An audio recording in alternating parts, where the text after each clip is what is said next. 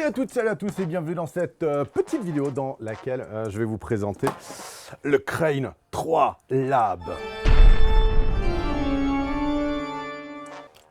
Alors pourquoi Lab par contre, ça c'est un mystère. Le Crane 3 c'était déjà un joli nom. Le mystère de la Chine, la beauté, c'est... Le premier truc à savoir sur le Crane 3, c'est qu'il ne se tient pas du tout comme les autres stabilisateurs à une main, puisque c'est pas un stabilisateur véritablement à une main. C'est un stabilisateur qui est des fois à une main, des fois à deux mains. Il est un peu genre quantique. Il fonctionne à une main et il fonctionne à deux mains. Et il fonctionnera demain. Et dans la boîte, celle-là, elle est bonne, hein. J'en suis très content. Explication. Vous avez une poignée ici derrière et vous avez en bas, ici, le pied. Ce pied vous sert également de poignée pour pouvoir tenir le stabilisateur de cette manière-là. Ça peut paraître super bizarre vu de l'extérieur, mais vu de l'intérieur de moi, comme vous pouvez le noter également, tous les axes ici sont verrouillés. Ils sont verrouillés, ça peut vous servir d'une part pour le stockage, pour le faire rentrer dans sa boîte, ou simplement pour faire rentrer dans un sac à dos, mais également ça va vous aider à pouvoir faire votre équilibrage beaucoup plus facilement. Pour déverrouiller, vous allez retrouver sur tous les axes ces genres de petits loquets. Hop, voilà, vous déverrouillez ici, vous déverrouillez en dessous, et vous déverrouillez également là, et voilà. Voilà, maintenant votre... gimbal est quasiment prêt, il vous faut plus qu'à mettre la caméra dessus. Il y a une semelle qui est fournie. C'est une semelle qui normalement est compatible avec les trépieds Manfrotto. Donc si vous utilisez cette semelle, vous pourrez également la mettre sur les pieds Manfrotto ou les Sachler Ace par exemple. Attention toutefois, hop, les semelles de pieds comme ça ne sont pas parfaitement compatibles. Voilà, elles rentrent mais elles viennent se bloquer à mi-chemin. Hop, la caméra se rentre comme ça par derrière. Et puis on va l'équilibrer. Les moteurs du Crane 3 sont capables de porter 4,5 kg, genre ce qui est énorme. Je vous déconseille de mettre 4 kg dessus. Mais si jamais un jour j'avais 4 kg à mettre sur un gimbal à une main, je le mettrais plus facilement sur ce type d'ergonomie que sur l'ergonomie du Ronin S. Tiens d'ailleurs, est-ce que Florent, tu voudrais bien me passer le Ronin S que je le montre aux gens? Ce sera notre secret. Il est juste ici. Le Ronin, genre on va le tenir comme ça, plus si vous mettez le grip en dessous, genre c'est pas ouf. Par rapport à ça, là je peux porter du poids. Là, il faut plutôt que je rajoute encore la barre avec la double poignée. Voilà, cette double poignée avec le Ronin vous permet de porter des poids un petit peu plus gros et de pouvoir tirer profit de la puissance des moteurs. Mais sur ce stabilisateur, bah, du coup, tout est intégré et il est quand même relativement léger vu qu'il fait moins de 1 kg, il fait 970 grammes. Ce qui est cool. Alors, maintenant que vous avez mis la caméra, l'équilibrage se passe en 4 temps. Voilà, pas 1, pas 2, pas 3, pas... Merde, j'ai fait l'inverse. Pas 3, pas 2, pas 1.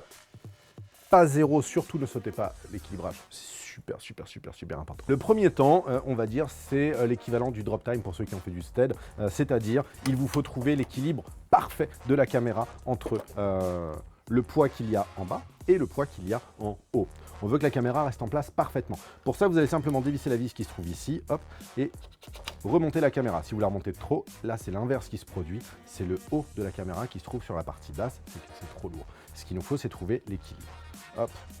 Deuxième axe, l'axe avant-arrière. Il faut que là aussi, pareil, on soit parfaitement équilibré. Wouhou, c'est pas le cas. Donc je défais ma semelle et je pousse un petit peu. Vous voyez que je garde quand même mes doigts juste à côté de la semelle et du boîtier pour que si jamais ils se mettent à partir, je puisse le rattraper tout de suite. Ça évitera qu'il glisse complètement vers l'avant ou vers l'arrière et ainsi que je perde la zone dans laquelle j'ai réussi à isoler l'équilibre. Hop, et je verrouille. Super, là on est bien équilibré ici. Je reviens, je vérifie juste mon équilibre là. Il est toujours bon. Mon deuxième, il est bon. Maintenant je passe au troisième. Troisième axe, c'est le roll, c'est celui-là. Donc là je vais le déverrouiller. Hop. On voit clairement qu'il n'est pas du tout équilibré. La caméra devrait rester parfaitement droite. C'est pas le cas, elle penche complètement sur le côté. Pour ça, j'ai deux façons de faire. Je peux déplacer l'intégralité de la caméra sur la petite tige qui se trouve ici, simplement en dévissant la vis qui est là. Voilà, et je peux bouger droite, gauche. Mais ce n'est pas ce que je vais faire pour aujourd'hui. Je vais utiliser la vis qui se trouve ici derrière. Je la desserre et là je peux bouger l'intégralité en fait de la nacelle. Hop. Par contre, on va trouver de toute manière le même problème que chez le Ronin S, c'est que cet axe-là, lorsque vous avez du poids devant, a tendance à faire un petit peu mâchoire et ça nécessite beaucoup de force pour faire glisser cette barre-là. Ce que je vous conseille simplement de soulever légèrement la caméra de manière à enlever cet effet mâchoire, vous positionnez, vous resserrez, clic-clac-clac dans la baraque. c'est frais. Ok, donc là on est bon sur notre axe du roll. On voit que la caméra reste parfaitement dans la position dans laquelle je lui ordonne de rester. Excuse-moi, des fois j'ai des pulsions comme ça. J'aime les caméras obéissantes. Dernier axe, donc ça c'est le troisième, hein, je vous rappelle. Donc le premier, caméra vers le haut. Le deuxième, caméra vers l'avant. Le troisième, c'est le droite-gauche. Et le quatrième, souvent que les gens ont tendance à oublier, c'est l'axe du pan. Je vais incliner mon crane. Et il faut qu'il ne bouge pas quand je l'incline. Je l'incline sur la tranche. Là, ce qui se passe, c'est qu'il bouge. On se retrouve, du coup, là, sur un plan incliné, avec une partie légère qui va être sur la partie haute de ce plan incliné. Hein, si vous imaginez, schlac, un plan ici. Et la partie la plus lourde, à savoir le moteur, va se retrouver sur la partie basse du plan incliné. Moi, ce que je veux, c'est que la caméra reste parfaitement comme ça, qui n'est pas une partie plus lourde ni plus légère. Pour ce faire, on va simplement jouer avec la vis qui se trouve juste ici en dessous. Je la desserre et je peux déplacer l'intégralité de la nacelle avant ou arrière. Juste avant, c'était le moteur qui était plus lourd, pas vrai? Vous regarderez le ralenti. À partir de maintenant, c'est la caméra qui est la plus lourde et le moteur, lui, est plus léger et remonte. Moi, ce que je veux, c'est parfaitement l'entre-deux. Donc je desserre, hop, et j'essaye de trouver. Non. Alors je vais desserrer comme ça. Et je vais essayer de bouger tout doucement. Donc, ça nécessite un peu de doigté, messieurs. Maintenant, tous mes axes sont équilibrés, je peux allumer mon gimbal. Et c'est là où on va rentrer un petit peu dans le vif du sujet. Qu'est-ce que peut faire ce gimbal? Il a des trucs de ouf par rapport aux autres. Voilà, vous allez voir. Tout d'abord, l'allumage se trouve ici sur le côté, juste à côté de la wheel du follow focus. Ce gimbal est capable de pouvoir gérer l'autofocus de votre boîtier avec les optiques et les boîtiers compatibles bien entendu, simplement en utilisant sur le côté ici, hop, je vais vous montrer là-haut.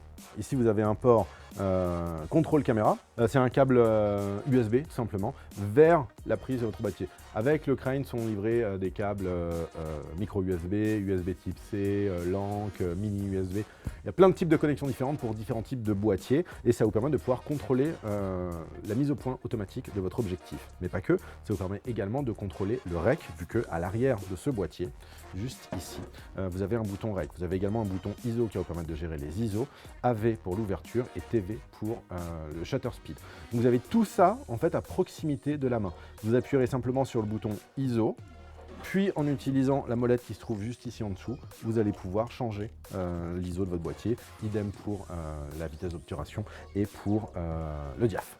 Vous retrouverez ici un petit rocker. Ce rocker-là vous permet d'utiliser le zoom motorisé de votre objectif si vous en avez un. Mais c'est pas tout. Il y a un truc qui est vraiment dingue avec ce stabilisateur. C'est ici, vous pouvez voir, vous avez une prise HDMI. Et cette prise HDMI vous permet de sortir le flux vidéo de votre boîtier pour l'afficher sur un smartphone en Wi-Fi. Alors vous allez simplement télécharger et installer l'application ZY Play et vous connecter directement sur le Crane 3. Voilà, donc on se connecte, on demande l'affichage de la caméra, boum boum boum. Ensuite l'application va vous demander de changer vos settings Wi-Fi de manière à pouvoir vous connecter au Wi-Fi du Crane. Évidemment, là vous acceptez, parce que sinon vous n'aurez rien du tout. Lorsque vous êtes connecté, vous avez simplement appuyé sur ce bouton là, ici en haut, de manière à activer le Live View. Et là, tadam, vous avez le Live View. Alors, hop, pour vous expliquer rapidement le delay. Par moment, vous avez des petites pertes. Ce n'est pas une liaison qui est parfaite. Je ne pensais pas que vous pourrez faire le point nécessairement avec ce type de liaison, sauf si vous êtes vraiment dans des conditions un peu extrêmes. Moi, je ne vous le conseille pas, sauf si vraiment vous êtes obligé. Mais voilà, c'est mieux de prendre un autre écran. C'est vraiment. En termes de délai, par moment, il y a des petites latences. Comme là, par exemple, on ne voit pas mes mains. Voilà, et des fois, ça vient. Donc, vous pouvez le donner à un réal pour qu'il surveille le plan, ou vous-même, vous pouvez vous en servir pour cadrer, mais par moment, attendez-vous à avoir des petites pertes. En termes de délai, voilà ce que ça donne. C'est plutôt très, très correct. Hein. Je dirais, on a, je sais pas, entre 0,2 et 0,3 millisecondes. Donc, c'est encore correct pour pouvoir l'utiliser en cadrage. Et c'est là où ça va être complètement fou avec cette caméra. C'est que, bon, déjà sur le côté ici, vous avez un porte-accessoire et vous en avez un autre juste là. Hein, vous pouvez monter ce que vous voulez. Ils ont rendu ça compatible avec les supports pour téléphone de chez DJI. C'est compatible. Alors, on utilise. Hein. Et là, du coup, avec ce système-là, vous allez être capable de pouvoir utiliser la pleine capacité de votre stabilisateur. C'est-à-dire que vous allez pouvoir passer en low mode et toujours avoir un œil sur ce que vous filmez. Comme ça. Et c'est extraordinaire d'avoir ça, c'est un bonheur à utiliser, vraiment. Là, l'avantage, c'est que tout le poids est dans l'alignement de la poignée supérieure. Donc finalement, la poignée de derrière vous sert simplement à contrôler, hein, vraiment. Elle sert qu'à ça, mais tout le poids, vous le portez là. Et vous le sentez quasiment pas, ce poids. Voilà, il est juste en suspension. Et là, vous pouvez tenir très longtemps. Donc c'est un énorme avantage d'avoir cette poignée ici derrière, sans compter qu'évidemment, quand vous tournez, entre les prises pour vous reposer, vous pouvez simplement porter la caméra sur le côté ici et vous êtes tranquille, au repos, génial. Je vais vous expliquer rapidement comment passer dans le mode Vortex, mais ça nécessite que je vous fasse une petite digression sur les différents modes proposés par le Crane. Vous avez le mode L, le mode Lock, qui verrouille votre caméra et reste axé dans la même direction tout le temps. Vous avez le mode PF pour Pan Follow, ça veut dire que seulement le panorama va vous suivre, vous n'aurez pas le contrôle du tilt, vous n'aurez pas le contrôle du roll. Vous avez ensuite le mode F Follow, tout simplement, où là du coup vous avez le contrôle du tilt et du pan en bougeant la caméra, mais vous n'avez pas le contrôle du roll. Et vous avez le mode POV ou Point of View qui vous permet d'avoir le pan, le tilt et en plus vous avez le contrôle du roll. Là, ce qui va être intéressant, ça va être lorsqu'on va utiliser ce qu'ils appellent le mode Vortex. Le mode Vortex, ça vous permet de pouvoir faire des 360, simplement. Que ce soit vers le haut, mais que ce soit aussi face à vous. Comme ça. Et c'est le mode qui a fait vraiment couler beaucoup d'encre sur le Ronin S quand on a sorti, parce que c'est vrai que c'est assez impressionnant. C'est pas le genre de plan qu'on va utiliser tout le temps, on ne va pas se leurrer évidemment, mais quand on a envie d'en jeter un petit peu plein la vue à notre client, c'est un truc qui pète. Dans les clips, ça pète, comme disent les jeunes. Alors ce qu'il faut savoir, c'est que chez Crane 3, comme pour le Crane 2 et le Crane 1, ils vous mettent sur le joystick, ici derrière, juste là, ils vous mettent sur ce joystick-là le contrôle des axes que vous ne pouvez pas contrôler en bougeant les moteurs. Maintenant, comment passer dans les différents modes? C'est bon que je vous l'explique parce que sinon vous allez passer 20 minutes, 1 heure à essayer de comprendre comment ça marche. C'est pas si compliqué que ça, mais c'est bien qu'on le voit ensemble. Alors vous avez sur le côté de la poignée ici un F, POV et RE. F c'est pour le mode Follow, POV c'est pour le mode Point of View et RE c'est pour Reset. Et ici devant vous avez L et PF. Voilà, deux boutons là et là. Alors, comment ça marche? En appuyant sur F une première fois, vous passez en mode Follow. Si votre boîtier est genre un petit peu dans un environnement chelou, voilà, il n'est pas du tout droit, appuyez simplement sur Reset et se remet en Reset. Vous pouvez passer ensuite en mode Point of View, simplement en cliquant sur le bouton POV. Alors, tous les modes s'affichent ici derrière. En appuyant une fois sur POV, vous passez sur POV. Si vous appuyez 2 fois de suite sur POV, vous passez en mode Vortex. Pourquoi ils l'ont caché là? Je sais pas. Si vous appuyez sur F, vous passez sur F. Si vous rappuyez sur F, vous retournez en V, c'est-à-dire le mode précédent. Si je passe en Point of View et que j'appuie un coup sur F, je passe en F. Si je rappuie sur F, je désactive le mode F et je reviens au mode d'avant, qui était Point of View. Je ne sais pas si ça fait sens, ça aura sûrement sens si jamais je vous fais un schéma. Lorsque vous appuyez sur le bouton F, vous passez en mode Follow, sur le bouton POV, vous passez en Point of View, le bouton L, vous passez en mode Lock, le bouton PF, vous passez en mode Pad Follow. Lorsque vous appuyez sur le bouton F et que vous êtes dans n'importe quel mode, vous passez en F, mais si vous étiez déjà en F, vous repassez dans le mode précédent.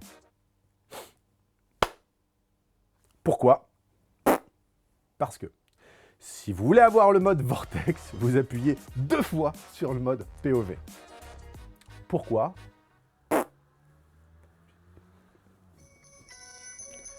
Les mystères de l'Asie, la Chine et ses charmes. Maintenant, rassurez-vous, dans l'application, il y a quelque chose de beaucoup plus simple pour pouvoir changer les différents modes si jamais vous n'avez pas compris tout ce que je vous ai expliqué. Et c'est bien normal parce que putain, c'est illogique. Mais dans l'application, vous avez ici un petit bouton juste à côté de la touche Wi-Fi.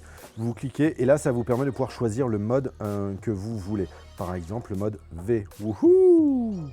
C'est-il pas beau? C'est magnifique. J'adore. C'est pas la façon la plus logique de penser, mais une fois qu'on s'y habitue, je vous assure que tout va bien. Cette poignée là dont je vous parlais est pour moi vraiment l'atout majeur de ce crane. Ils sont venus avec une idée out of the box en se disant on va avoir un stabilisateur à une main qu'on va tenir à deux mains, comme tous les autres stabilisateurs à une main qu'on tient à deux mains. Et plutôt que d'avoir deux mains dans l'alignement, on va en mettre une déportée. Et ça donne un confort d'utilisation qui est dingue. La poignée ergonomiquement est pas dégueulasse, c'est peut-être pas la meilleure, mais honnêtement, elle tient très bien dans la main.